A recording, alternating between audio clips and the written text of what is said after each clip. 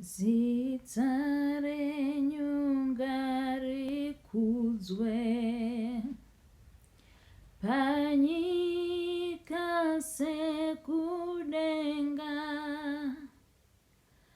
ribatswe neutsvene. Zita renyu ngarikudzwe. Zita renyu ngarikudzwe panyika sekudenga, ribatswe